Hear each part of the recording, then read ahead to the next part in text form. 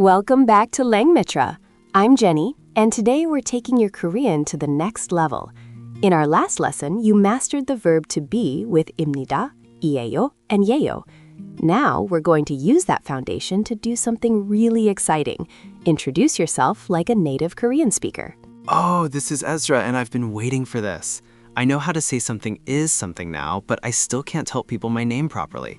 That feels like such an important skill. It absolutely is. Every meaningful conversation starts with a name. And here's what's beautiful about Korean. There's an elegant structure for introductions that shows respect and humility right from the start. Humility? That sounds very different from English, where we just say, I'm Ezra, pretty directly. Exactly. In Korean, we use a humble pronoun when talking about ourselves. The word is 저, spelled 저 and ra, pronounced 저. This is the polite, humble way to say I or me. Jaw. Got it.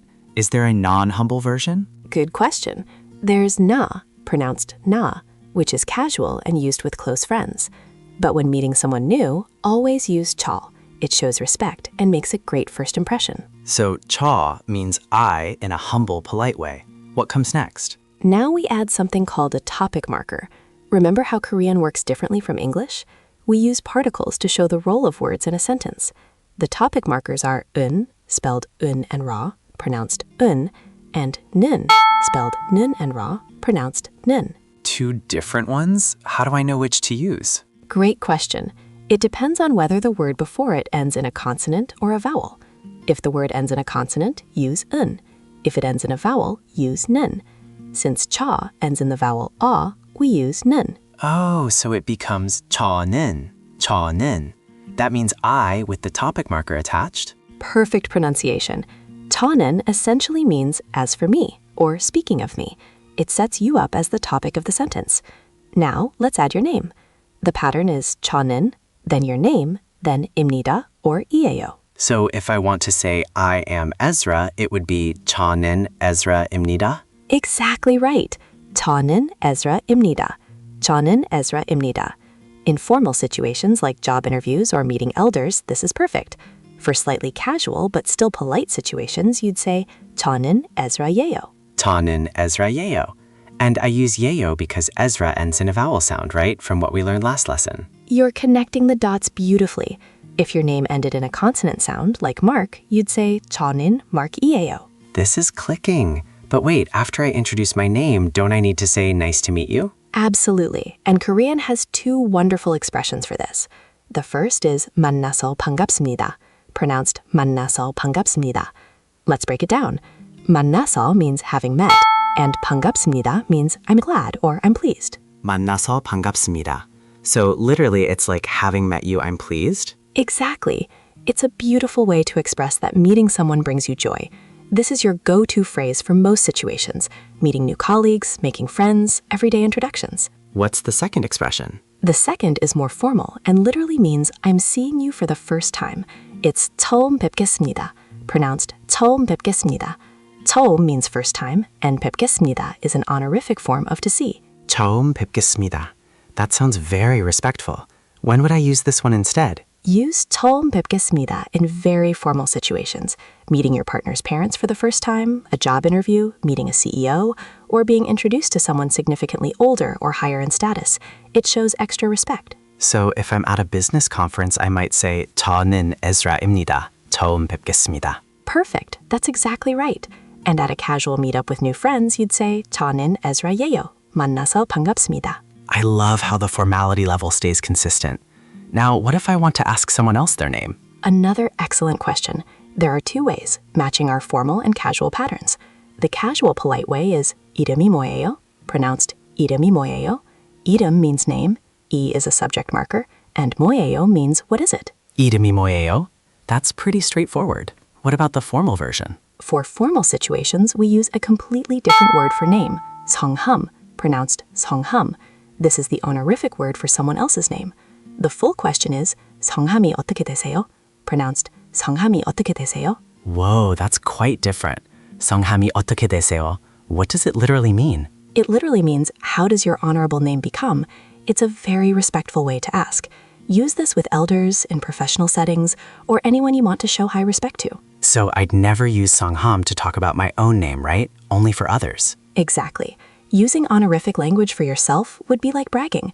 Always humble yourself with cha and idom, and elevate others with honorific forms like songham. This cultural layer is fascinating.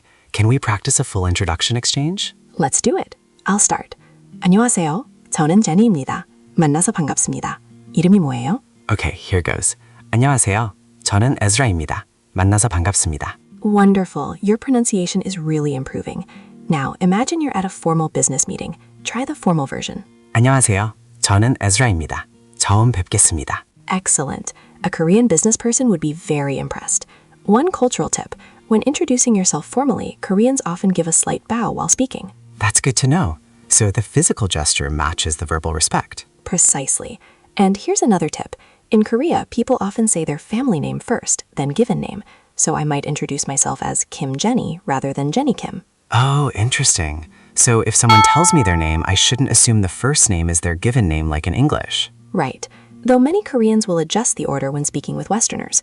Just be aware of both conventions. This lesson has given me so much confidence. I feel like I could actually introduce myself properly now. You absolutely can. Let's quickly review. The humble I is 저, the topic marker after a vowel, 는, the everyday nice to meet you, 만나서 반갑습니다. and the very formal version. 처음 뵙겠습니다. You've got it. Here's a challenge for our Langmitra learners. Practice introducing yourself out loud 5 times today. Maybe even teach a friend or family member. Language learning is always better together. That's a great idea. I'm going to practice with my roommate tonight. Perfect. In our next lesson, we'll build on this by learning to state your nationality and occupation. You'll be able to say things like, I am American or I am a teacher in Korean. I can't wait. Thanks so much, Jenny. Thank you, Ezra. And to everyone learning with us, remember, every Korean conversation you'll ever have starts with an introduction. You now have the tools to make that first impression count. Keep practicing, stay curious, and we'll see you in the next lesson. 만나서 반갑습니다. Language for Family.